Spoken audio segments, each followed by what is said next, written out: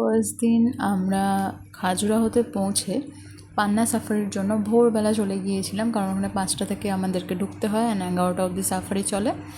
তো ঢুকেই ফার্স্টে অনেক হরিণ দেখলাম, নীলগাই দেখলাম। এবারে দেখতে যাচ্ছি বাঘ। জানি না, এটা লাকের ব্যাপার থাকে যে বাঘ সবাই দেখতে পায়, আবার কেউ কেউ দেখতে পায় না। তো আমি খুব ওয়েট করছিলাম বাঘ দেখার জন্য। ফাইনালি বাঘ দেখতে পেয়ে গেছিলাম। দূর থেকে ওই একটা বাঘ দেখছিলাম, সবাই ক্যামেরা খুলে রেডি হয়ে গেছে বাঘ কখন দেখবে। বাট বাঘের দেখা সবসময় মেলে না, তো ওটা লাক বাই চান্স হয়ে যায়। তারপরে ফার্স্ট বাঘ দেখার পরে আমরা দেখলাম হরিণ। তারপরে এই জায়গাটা দিয়ে এত সুন্দর লাগছিলো যেতে, জলের ওপর দিয়ে ভীষণ সুন্দর। তারপরে এই একটা সুন্দর ঝর্ণা দেখে নিলাম, দেন আবার দুখানা বাঘ দেখে নিয়েছিলাম। তো ফার্স্ট দিন সাফারি করতে গিয়ে বাঘ দেখার সৌভাগ্য আমাদের হয়েছিল, সবার হয় না।